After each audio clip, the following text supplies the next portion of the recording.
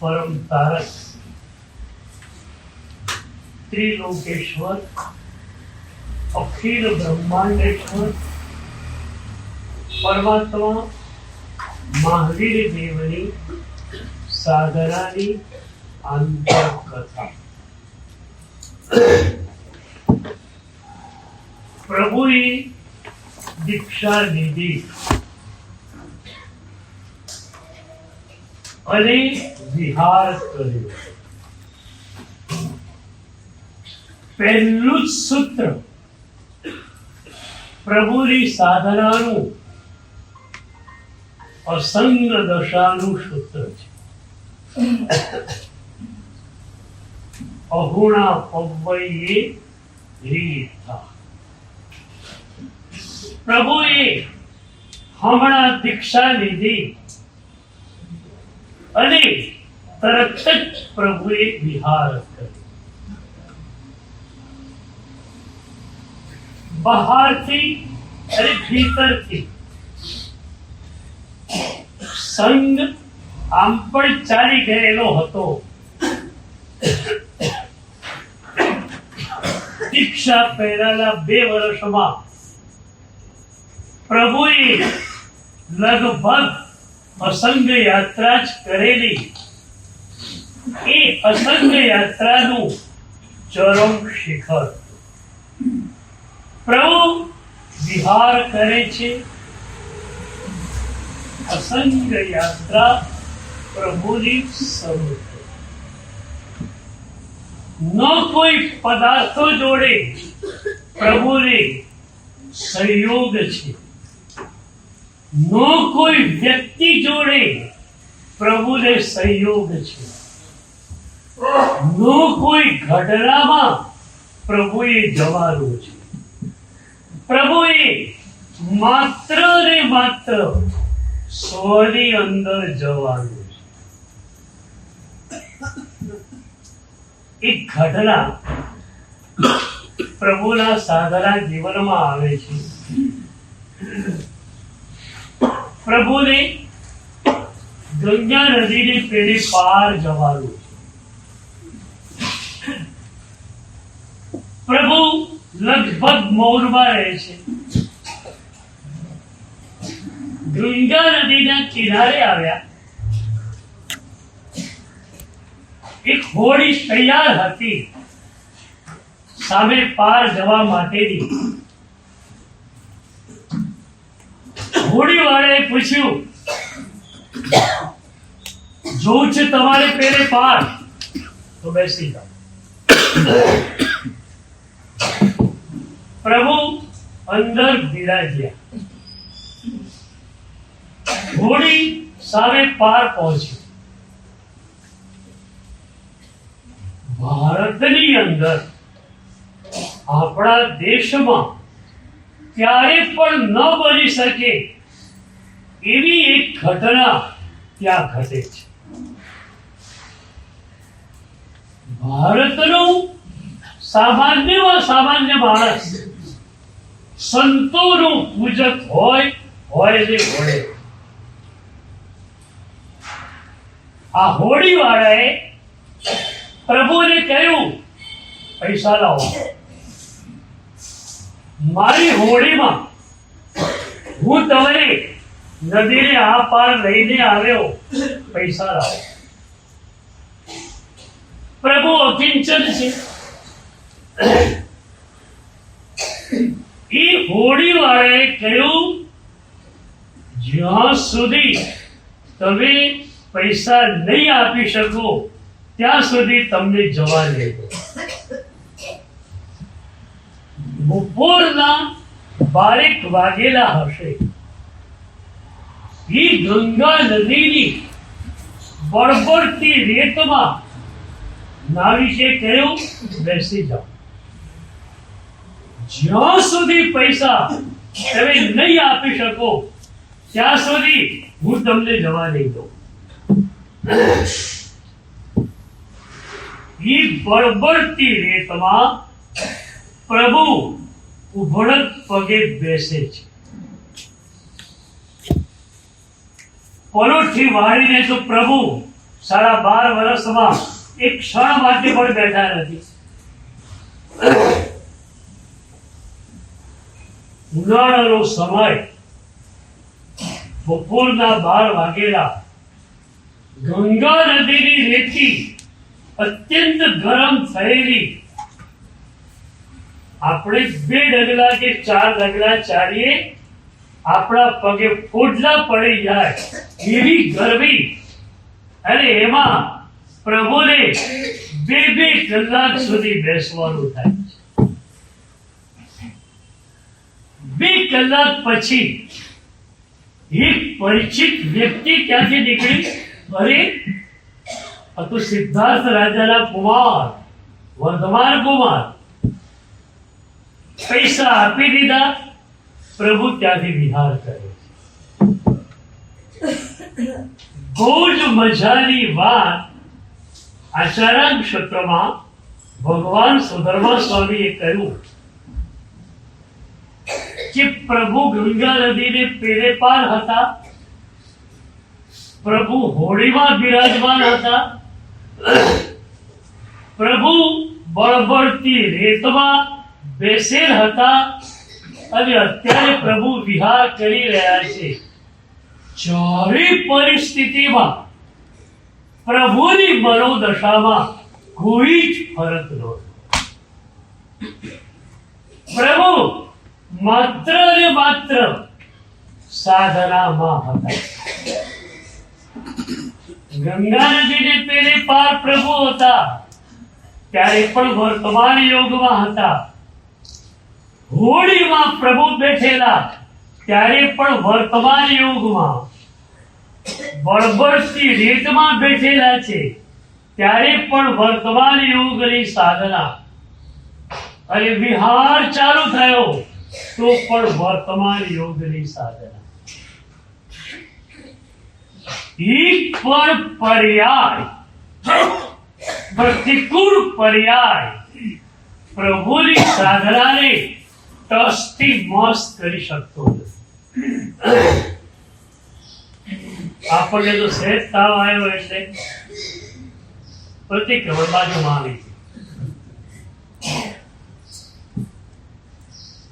શું પ્રભુની એ ભાવ દશા, એક ક્રમબદ્ધ પર્યાયની ધારા ચાલી રહેલી, જે ક્ષણે જે ઘટના ઘટવાની હોય ઘટે. પ્રભુ વર્તમાન યોગમાં, પ્રભુ સાક્ષી ભાવમાં. 12.5 વર્ષની અંદર પ્રભુએ માત્ર ને માત્ર સાક્ષી ભાવને પુષ્ટ કર્યો છે. પ્રભુ કહે છે આપણને, તમે પણ સાક્ષી બની જાઓ. દુનિયાની અંદર બધું થયા કરવાનું છે, તમારે માત્ર સાક્ષી બનવાનું છે. અત્યારે હિમાલયની ગુફામાં કોઈ સંત હોય, તમે એમની પાસે જાઓ અને કહો, बाबा ये क्या हो रहा है?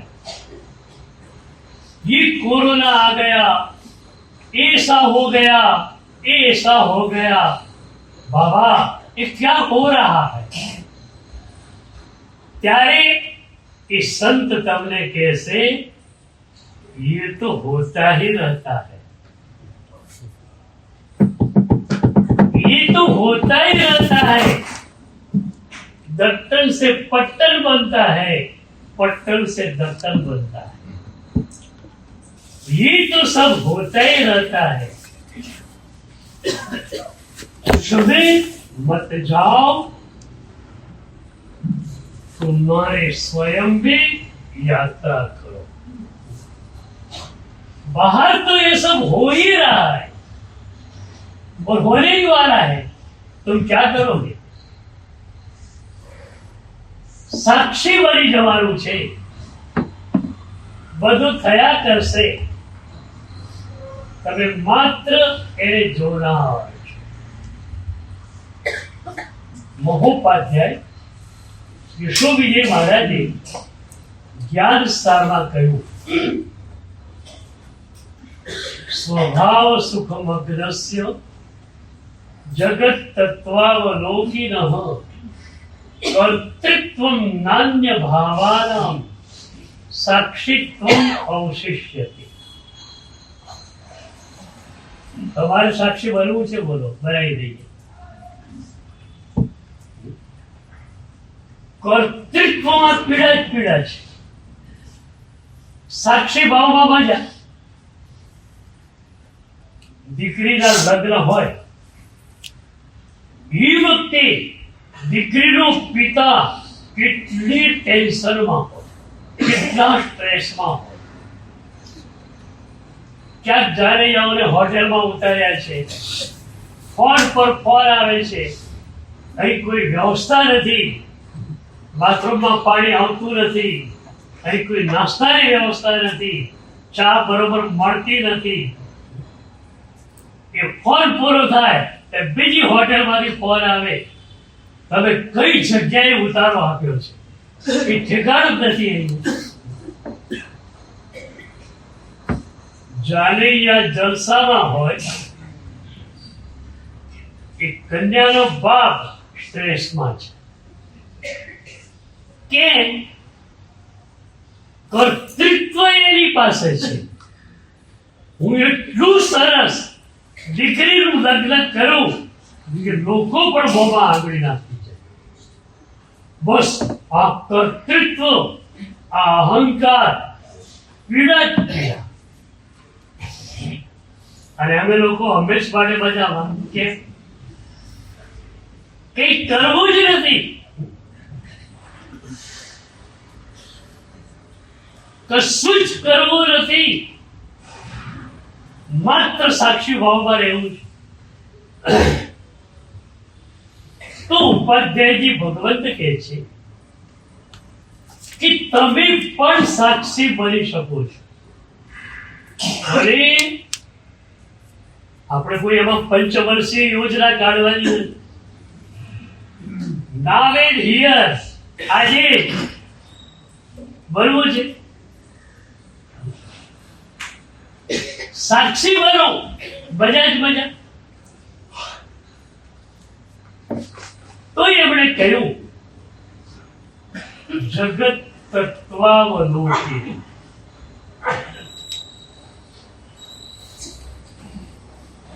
માત્ર જગતને જોતા શીખી જાઓ, તમે સાક્ષી ભાવમાં આવી જશો.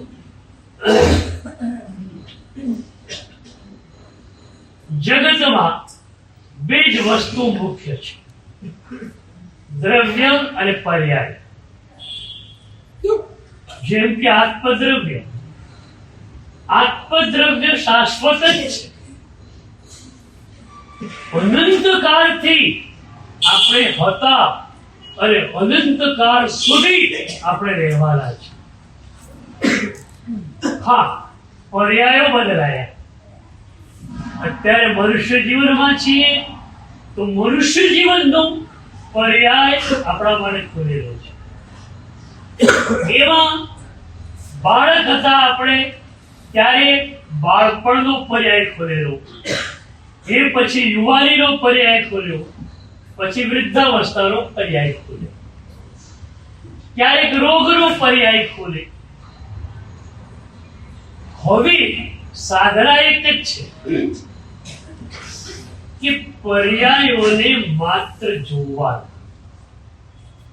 આમ પણ તમે શું કરી શકો? જે ઘટના જે સમયે ઘટિત થવાની છે, ઘટિત થવાની જ છે.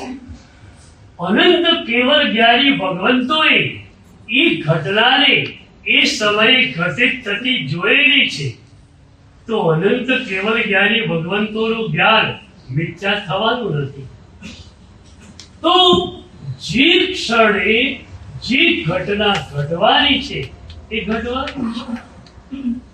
તો પર્યાયો એ પ્રમાણે બદલાવાના જ છે. તમે ઈચ્છો તો પણ ન ઈચ્છો તો ઘણાની ઈચ્છા હોય યુવાન જ રહેવું છે, પણ વૃદ્ધાવસ્થા આવવાની જ છે તો કદાચ હેરડાઈ કરી નાખે બરોબર છે, પણ માત્ર વાળને કાળા કરવાથી વૃદ્ધાવસ્થાને છુપાવી શકાતી નથી. જે પર્યાય ખોલવાનો છે ખોલવાનો છે તો એ ખોલવાનું જ છે, તો એ ખુલે ત્યારે અફસોસ કરો એના બધું સ્વીકારી લો તો મજા ન આવે. અને તમને કદાચ ખબર નહીં હોય, તમને માણતા આવડે નહીં તો વૃદ્ધાવસ્થાનું પણ સૌંદર્ય છે. લીલોછમ પહાડ હોય એનું તો સૌંદર્ય છે જ, પણ રણનું પણ સૌંદર્ય છે. આપણે લોકો જેસલમેર સુધી જઈએ ત્યાં સુધી અસલી રણ આપણને જોવા મળતું નથી. ગુજરાત સરકાર જે રણ ફેસ્ટિવલ યોજે છે એ જેસલમેર થી 42 કિલોમીટર દૂર સામ નામની જગ્યા છે ત્યાં કણે ઉજવે છે. અસલ રણ ત્યાં કણે તમને દેખાય. રેતના ઢુવા, એવા ઢુવા કે આખો માણસ તો માણસ નહીં, ઊંટનો ઊંટ આખો અંદર ગરકાવ થઈ જાય અને રેત ઉપર આવી જાય ખબર ન પડે અંદર શું થાય. તો એ રણનું પણ એક સૌંદર્ય છે, માનતા આવડે. અને એટલે રણ ફેસ્ટિવલ ની અંદર હજારો લોકો જાય છે રણને જોવા, રણના સૌંદર્યને માણવા. તો દરેક અવસ્થાનું સૌંદર્ય છે. તમને માનતા આવડે તો પછી વૃદ્ધ થવાનું છે તો થવાનું છે, એ પર્યાય ખોલવાનું છે, મજાથી માણીશું. મૃત્યુની શૈયા પર શરીર સૂતેલું છે તો મૃત્યુના પર્યાયને પણ માણીશું. તો બે સૂત્રો તમને આપો. પર્યાયોને, ઘટનાઓને માત્ર જોવાની અને આત્મદ્રવ્યની અંદર જેટલા બની શકો એટલા ઊંડાણથી જવાનું. આત્મદ્રવ્યમાં જવાનું અને પર્યાયોને, ઘટનાઓને જોવાની. હવે શું કરો છો અત્યારે? આત્મતત્વને જોઈ લો, સાંભળી લો. એવા જવાની વાત નહીં. તમારું મન, તમારો ઉપયોગ સતત ક્યાં જાય છે? પર્યાયોમાં. અને આવું થઈ ગયું. અમને લોકોને ક્યારે પણ કોઈ ઘટના માટે આશ્ચર્ય નથી. એ પર્યાય ઘટવાનો હતો, ઘટી ગયો. તો પ્રભુએ દીક્ષા લીધી, અસંગ યાત્રા પ્રભુની ચાલુ થઈ. અહોણા પપ્પૈયે રીતા. હમણાં જ પ્રભુએ દીક્ષા લીધી અને પ્રભુની અસંગ યાત્રા ચાલુ થઈ. કોઈ પદાર્થ જોડે સંબંધ નથી, કોઈ વ્યક્તિ જોડે સંબંધ નથી, કોઈ ઘટના જોડે સંબંધ નથી. અને એક સૂત્ર બરોબર યાદ રાખો, તમારું મન પરમાં ન હોય તો જ સ્વમાં હોય. અનંતા જન્મોથી મેં અને તમે મનને ક્યાં મૂક્યું? માત્ર પરમાં. ફલાણો આમ તેમ, ઢીકણો આમ. પણ એ ગમે તેમ હોય, તારે એની જોડે શું નિસ્બત છે? એક પ્યારી ઘટના આવે છે. એક સાધક હતો, હિન્દુ સાધક ગુરુ પાસે આવ્યો. એને એક વાત કહેવી છે, પણ ગુરુ ફ્રી પડતા નથી. 5-7 10 જણા બેઠેલા હોય, સંગોષ્ઠી ચાલતી હોય, પેલો આમ આકુળ વ્યાકુળ થઈ ગયો છે. એક વાત ગુરુને કહેવી છે. છેલ્લે એકાંત મળ્યું ત્યારે એને કહ્યું, સાહેબ એક વાત મારે આપણે કહેવી છે. ગુરુએ પૂછ્યું, શું કહેવું છે? તો એક સાધકનો માઇનસ પોઈન્ટ જે જોઈને આવેલો એની વાત એને ગુરુ પાસે કરવી છે.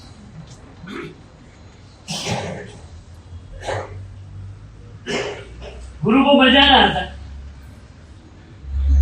ગુરુએ પહેલા કહ્યું, તારે શું કહેવું છે પહેલા કહી દે. તેણે કહ્યું કે પેલા સાધકની વાત મારે આપની પાસે કહેવી છે.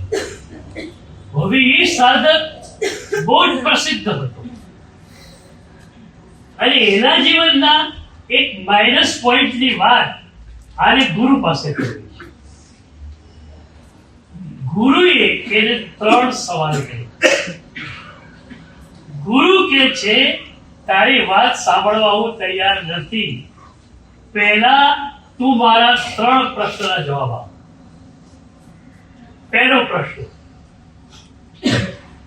તું એ સાધકના માઇનસ પોઈન્ટની વાત મારી પાસે કરવા માટે આવ્યો છે. મારે તને પૂછવું છે કે તે એનો એ માઇનસ પોઈન્ટ નજરે જોયો છે કે ખાલી સાંભળીને આવ્યો છે? સાંભળેલું ખોટું હોઈ શકે અને નજરે જોયેલું પણ ખોટું હોઈ શકે. સાંભળેલું તો ખોટું હોય જ ઘણી વાર, નજરે જોયેલું પણ ખોટું હોય. એક બીજા સાધક માટે વાત આવે છે કે એ સાધક દરિયા કિનારે બેઠેલો, જોડે બહેન હતી યુવાન, અને એક શીશો પડેલો હતો. દૂરથી એક માણસે આ દ્રશ્ય જોયું. જોઈને એને વિચાર કર્યો, અરે આ સાધક આટલી ઊંચી કક્ષાએ પહોંચેલો એ આટલો હલકો, યુવાન ભાઈની બાજુમાં બેઠેલો છે એકલો, અરે શીશો પડ્યો છે બાજુમાં, દારૂ તો હશે, બીજો સનો હોય.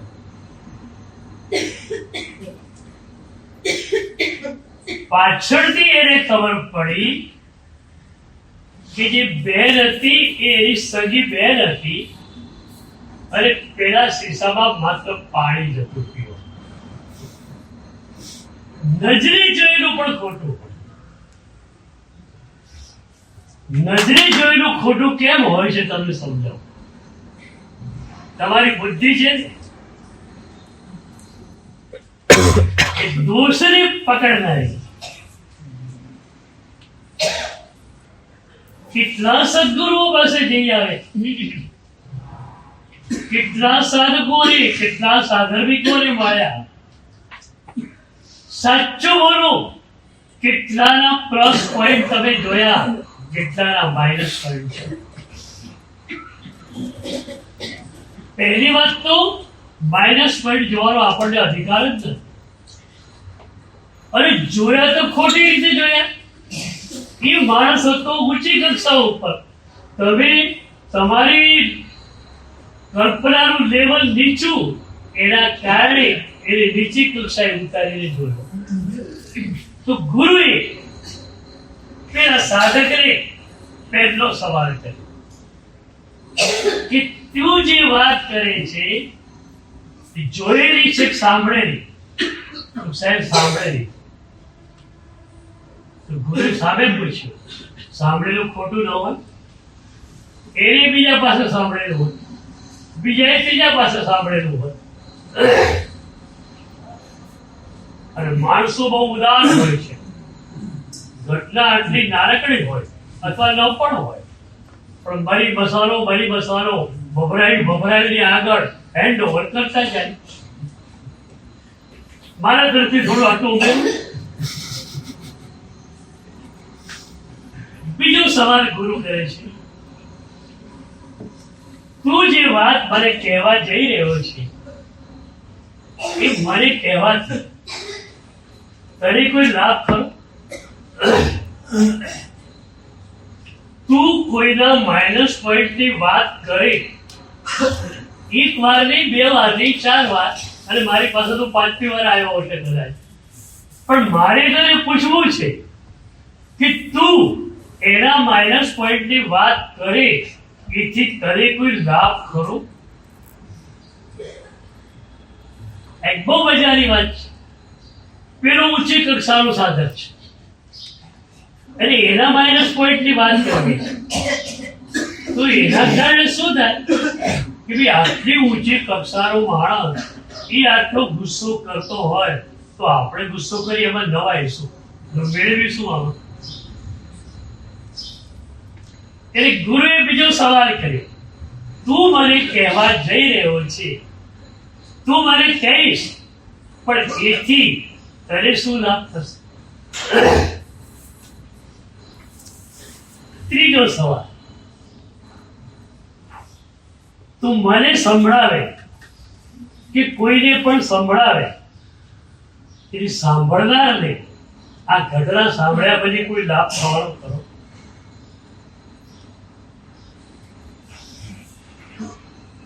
પેલાને ત્રણેયમાં ના પાડવી પડે.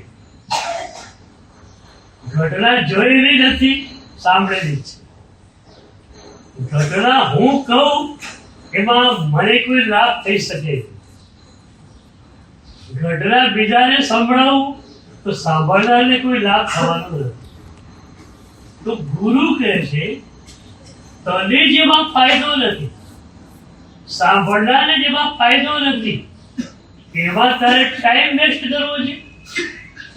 ભલે તું સાધક છે, ઘર ભેગો થઈ જા. તું સાધના કરવા આવ્યા છે, આવી રીતે સાધના થઈ શકે? તો ઘટના એટલે પર્યા, પછી તમારા જીવનમાં ઘટિત થઈ કે બીજાના જીવનમાં ઘટિત થઈ, પર્યાય છે એ વીતી ગયું. વીતી ગયેલા પર્યાય જોડે તમારે કરવાનું શું? કંઈ જ કરવાનું હોતું નથી. પર્યાય ગયો તો એને કચરા ટોકરીમાં નાખી દો. તો પ્રભુની અસંગ યાત્રા ચાલી રહી. કદાચ પ્રભુને કોઈ પૂછે કે પ્રભુ ત્યાં શું થયેલું, પ્રભુ કહેશે જે ત્યાં હાજર હોય એને પૂછ, મને કેમ પૂછે? સાહેબ પેલી ઘટના કરીને આ રેતમાં 2 કલાક બેઠેલા, બળબડતી રેતમાં, ત્યારે શું થયેલું? તો પ્રભુ કહે છે એ પર્યાય હતો, અને એ પર્યાયમાં હું ક્યાં હતો? હું તો મારા સ્વરૂપમાં. તમને લાગે છે કે આ જન્મ પર્યાયો માટે નથી, સ્વરૂપ દશામાં જવા માટે છે. આટલું જો તમે નક્કી કરી શકો તો હવેની આપણી બધી જ વાચનાઓ સ્વરૂપ દશામાં સ્ટેપ બાય સ્ટેપ કેમ આપણે આગળ વધી શકીએ એમ છે. આટલું નક્કી કરી શકો એમ છો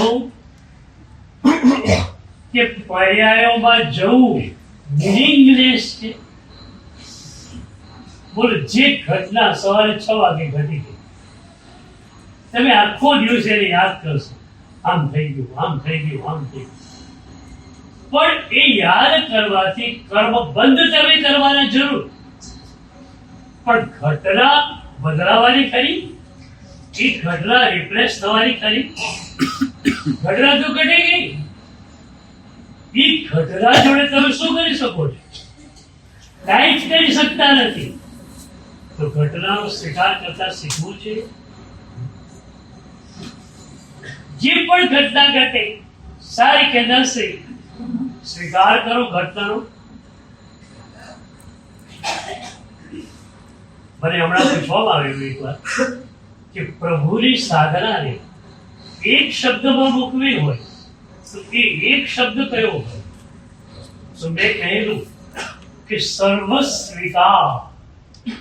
એ એક શબ્દ એવો છે જેમાં પ્રભુની સંપૂર્ણ સાધના સમાઈ જાય છે. ભગવાને અંતિમ દેશનામાં આ વાત કહી. ઉત્તરાધ્યાયના 36 અધ્યાયનો પ્રભુએ અંતિમ દેશનામાં ફરમાવ્યા. અને એમાં 15મા અધ્યાયમાં પ્રભુ કહે છે, જો કષ્ણમ અહિયાસએ સહિતો, જે બધાનો સ્વીકાર કરે એ જ મારું ભિક્ષુ, એ જ મારી સાધ્વી. એક પણ ઘટનાનો અસ્વીકાર કરે, પ્રભુ કહે છે એ મારું સાધુ નહીં, એ મારી સાધ્વી. તમારે પ્રભુના સાધુ કે સાધ્વી બનવું હોય તો સર્વ સ્વીકાર લાવવો જ પડશે. ભલે આ લોકો સાધુ અને સાધ્વી બની ગયા, તમારા પણ ફ્યુચર પ્લાનિંગમાં તો આ જ છે ને ભાઈ.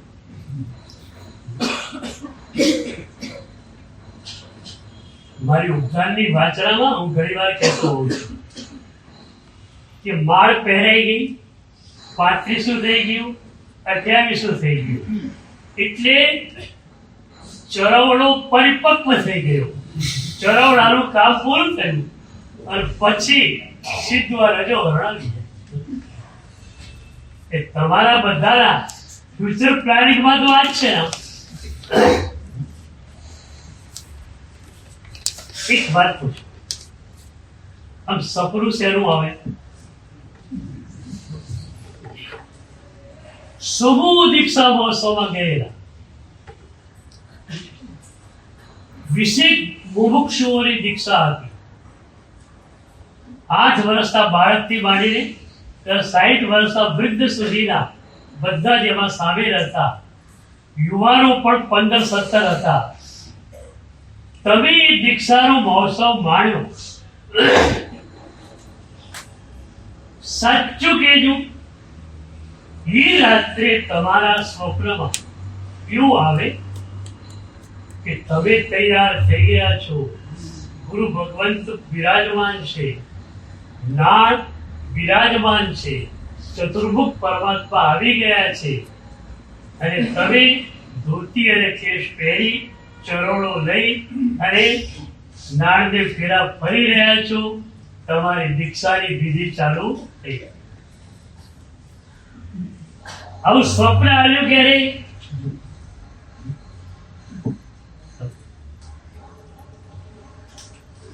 સ્વપ્નમાં બિઝનેસની વાતો આવે છે, ઘરની વાતો આવે છે. આ કેમ ના આવે? આ જો તમારા મનમાં રટાઈ જાય તો સ્વપ્નમાં આપણા આવશે. એક માણસ હતો, 22, 23, 24, 25 વર્ષની ઉંમર થઈ, પણ લગ્નનું ઠેકાણું પડ્યું નહીં. એના બધા મિત્રો પરણી ગયા. હિન્દુ માણસ છે, આપણે ત્યાં તો દીક્ષાનો ઓપ્શન બજારો છે, પણ એની પાસે એવો કોઈ ઓપ્શન નહોતો. તો બધા મિત્રો એના પરણી ગયા. આનું ઠેકાણું પડતું નથી.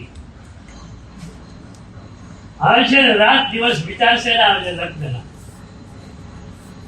અને ભાઈ એક રાત્રે ઉનાળાની રાત, બહાર ખુલ્લામાં પથારી પાથરી સૂતેલો અને સ્વપ્ન ચાલુ થયું. અતિરિક્ત ઈચ્છા હોય એનું સ્વપ્ન આવતું. ઘણી વાર તમારી અતિરિક્ત ઈચ્છા સ્વપ્ન દ્વારા તમે પૂરી કરતા હો. દીક્ષા લેવાની બહુ ઈચ્છા છે, મારી દીક્ષાની રજા મળતી નથી, તો ચોક્કસ તમારા સ્વપ્નમાં દીક્ષા આવવાની. હવે આનું સ્વપ્ન ચાલુ થયું.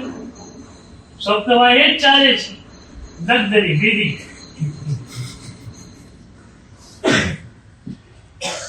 પોતે ચોરીમાં બેઠેલ છે,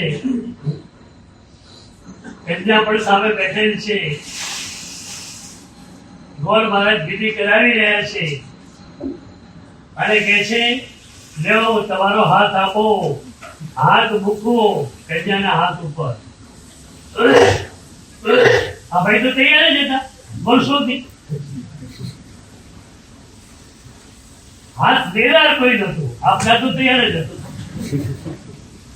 સપનામાં ચાલે છે પણ આમ રિયલ ચાલતું હોય એવું લાગે છે. જ્યાં ગોર મહારાજે કહ્યું હાથ આપો, પેલા હાથ ઊંચો કર્યો, ખરેખર એનો હાથ ઊંચો કર્યો અને પછી ધીરેથી હાથ મુકાયો. સપનામાં એમ માને છે ત્યારે કન્યાને હાથમાં ઉભું કર્યું. બન્યું શું? ઉનાળાની રાત્રે એક વીછી બહાર નીકળેલો ઠંડક લેવા માટે અને પથારીની પાંગતે આવીને બેઠેલો. જ્યાં આમ હાથ મૂક્યો સીધો વીછીની ઉપર. વીછીએ માર્યો ડંખ, રાડ પડી ગઈ, સપનું તો વિસર્જિત થઈ ગયું. હાથ થઈ ગયો સૂજીને દડા ગયો. સવારે બેઠેલો શું કરવું એ વિચારણા કરે છે. વૈદ્યને ત્યાં જવું, શું દવા કરવી, આવો હાથ થઈ ગયેલો. ત્યાં એનો એક મિત્ર આવ્યો. શું થયું? આ શું કર્યું? એ બિચારે સાચી વાત કરી કે સ્વપ્નમાં લગ્ન કરવા ગયો ત્યાં આ થયું. મિત્ર બહુ ભલો માણસ હતો. કઈ સમજી જા હવે. સ્વપ્નમાં લગ્ન કરવા થયું, તારી હાલત આ થઈ.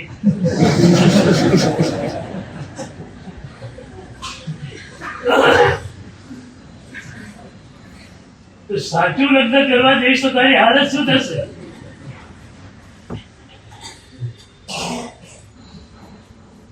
તો મારી વાત એ હતી કે તમારે સ્વપ્નમાં તમારી દીક્ષા દેખાય છે તો સર્વ સ્વીકાર. અનુકૂળ ઘટનાનો પણ સ્વીકાર, પ્રતિકૂળ ઘટનાનો પણ સ્વીકાર. તમે શું કરો છો? મનગમતી ઘટના ખોલી રતિ ભાવ, અણગમતી ઘટના ખોલી અરતિ ભાવ. રતિ અને અરતિનો ચક્કર તમે ચલાવ્યા કરો છો. સંયોગને કારણે, બહારની ઘટનાઓને કારણે જે મનની અંદર અનુકૂળ કે પ્રતિકૂળ વિચારો આવે એને રતિ અને અરતિ કહેવાય છે. પણ તમારી ભીતરથી કોઈ વિશિષ્ટ દશા પ્રાપ્ત થાય, ઓની જે સુખની અનુભૂતિ થાય એને આનંદ કહેવામાં આવે છે. એટલે અત્યારે તમારી પાસે આનંદ નથી, માત્ર રતિ અને અરતિ છે. તો હવે નક્કી નહીં કે ઘટનાઓમાં, પર્યાયોમાં જવું નથી, મારે મારા સ્વરૂપમાં જવું છે. તમે તમારાથી અજાણો, તમે તમારાથી અપરિચિત હો. આ કેમ બની શકે? તો સ્વરૂપ દશામાં ડગ ભરવા માટેનું પહેલું પગથિયું અસંગ યાત્રા. તમે કદાચ બહારથી સંગ રાખો છો, ભીતરનો સંગ તૂટી જાય એવું કરવું છે. એક હિન્દુ સંતની વાત આવે છે, બહુ જ નિષ્પ્રિય. એક ધોતીને ખેસ પહેરેલું હોય, બે બીજું કઈ જ નહીં, બીજો કોઈ પરિગ્રહ નહીં. ઠંડીમાં એક સાલ, એક જ સાલ. એ સાલ વર્ષોથી વપરાતી હતી, સાવ જૂની થઈ ગઈ. પણ સંતને એ વિચાર જ નથી આવતો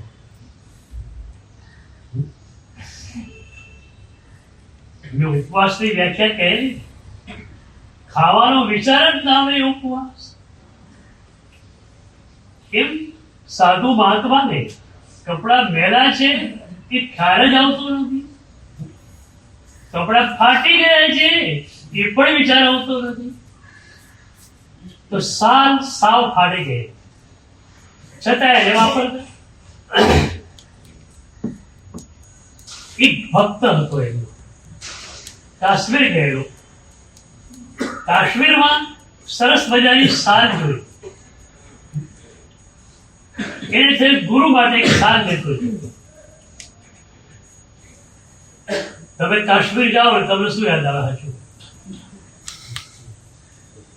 દલ લેકમાં બોટિંગ કરવાનું. કાશ્મીર જાઓ તો યાદ શું આવે? ભગવાનની પૂજા માટે કેસર લાવવાનું યાદ આવે.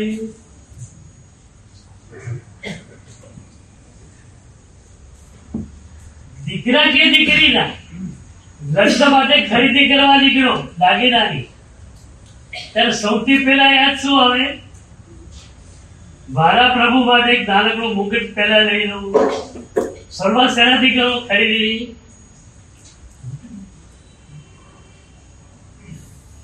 પ્રભુ ક્યારે ક્યારે યાદ આવે? મારે સતત તમને પ્રભુ યાદ આવે એ ભૂમિકા ઉપર મૂકવા છે. કારણ પરમાત્માની નિર્મળ ચેતના અને આપણી વાસ્તવિક નિર્મળ ચેતના બેઉ સમાન છે. એટલે પરમાત્માની નિર્મળ દશાને જેમ જેમ જોઈશું, જેમ જેમ યાદ કરીશું, તેમ તેમ આપણી નિર્મળ દશાનો આપણને ખ્યાલ આવશે.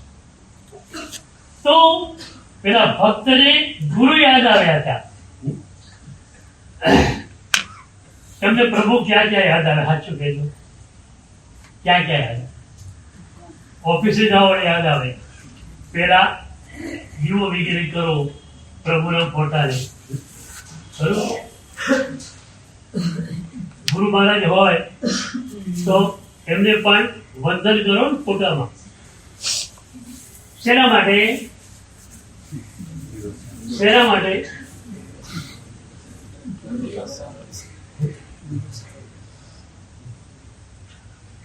સાચો હેતુ એ છે કે ગમે એટલા પૈસા મને મળે, હું એમાં લપટાઈ ન જાઉં, મને મૂર્છા ન થાય, એના માટે સદગુરુને હું પગે પડું. બરોબર? પૈસા કમાવા માટે નહીં, તો પૈસા મળી જાય તો તમે એમાં લપટાઈ ન જાઓ, એના માટે ગુરુદેવને યાદ કરો. પેલો ભક્ત ગામમાં આવ્યો, ગુરુ પાસે ગયો અને ગુરુને કાશ્મીરી કામડી આપી. પેલી કામડી સાવ ફાટી ગઈ. સાદી સાર અને કાશ્મીરી સાર બે સાથે આવી હોત તો એ ગુરુ સાદી સાલ જ પહેરે. બે સાથે આવી છે, બે સાથે છે નહીં, એક જ છે, તો કાશ્મીરી સાલ લઈ ગઈ. બીજી સવારે ભક્ત ગુરુને વંદન કરવા જાય છે, ત્યારે એના મનમાં એક અહોભાવ હતો. કાશ્મીર ગયો, ખરેખર મને ગુરુ મહારાજની યાદ આવી, કામડી આવી ગઈ, ગુરુદેવે વહોરી પણ લીધી કૃપા કરીને, અને એમણે વાપરી પણ ખરી. અત્યારે હું જઈશ ત્યારે એ જ કામડી પહેરીને ગુરુદેવ બેઠેલા હશે. ક્યાં ગયો? ગુરુદેવ વંદન કરવા. કામડી એ જ હતી, સાર એ જ હતી. અહીંયા આટલો મોટો સાઈનો ધબ્બો, કેટલો આવડો નહીં, લગભગ 4 થી 5 ઇંચના ડાયામીટર. આવો સાઈનો ધબ્બો તો પડે જ ને. ફાઉન્ટેન પેન આમાં કરો તો પણ થોડા છાંટા પડે. આ તો જાણી જોઈને ખડીઓ આખો ઊંધો પાડ્યો હોય એ હાલત હતી. એને વંદન કર્યા, પૂછ્યું સાહેબજી શું થયું? ગુરુ હસ્યા. ગુરુ કહે છે તો નાનકડો દીકરો બહુ રૂપાળો હોય ને તો એની માં શું કરે? મેં તું ટપકું કરે. કે એને કોઈની નજર ન રાખી. એમાં કાશ્મીરી શાલ તો આપી ગયો, સાદી શાલ હોત તો વધારે સારું હતું, પણ આ કાશ્મીરી શાલ છે બહુ સારી છે. તો મને એના ઉપર રાગ ન થઈ જાય એટલા માટે આ ડાઘો પાડી દીધો. એવી જાગૃતિ એક સંતની, ખરેખર વિરાગી હતા. એમના માટે રાગનો સંભવ હતો નહીં, છતાં એક જાગૃતિ કે સાદી શાલ હોય ભલે રાગ નથી થતો, પણ આટલી ભારે કિંમતી શાલ છે, એકદમ સરસ દેખાય છે, તો એના ઉપર કદાચ રાગ કોઈ ક્ષણે થઈ જાય તો એ ન થવું છે. તો અસંગ યાત્રા એ પહેલું ચરણ, અને અસંગ યાત્રામાં જવા માટે સતત જાગૃતિ આપણી હોય એ એનું પેટા ચરણ. સતત જાગૃતિ. આમ જાગો છો ને?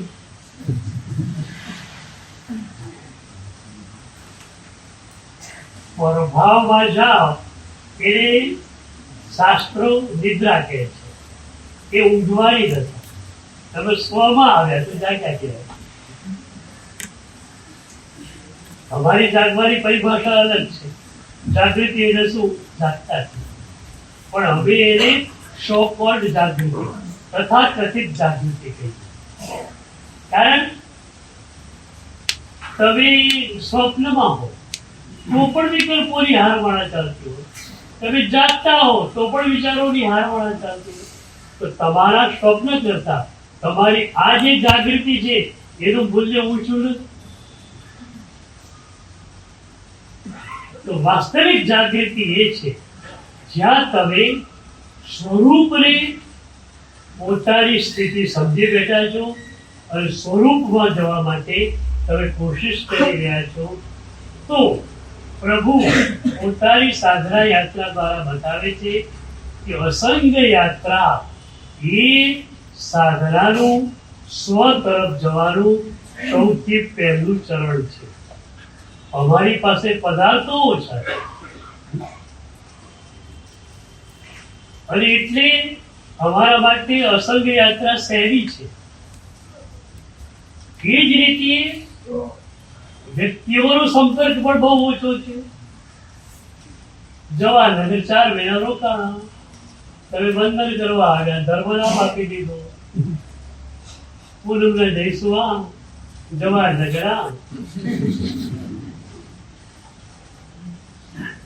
પ્રભુએ અમને અસંગ યાત્રા આપી છે. એ જ અસંગ યાત્રામાં તમારે પણ જવું છે. તો પદાર્થોની વચ્ચે છો, વ્યક્તિઓની વચ્ચે છો, છતાં પણ એનો રાગ જેટલો બને એટલો ઓછો કરી શકો તો તમે અસંગ યાત્રામાં આવી શકો. એ રાગ ઓછો કેમ થાય એની મજાની પ્રેક્ટિકલ એપ્રોચીસની વાત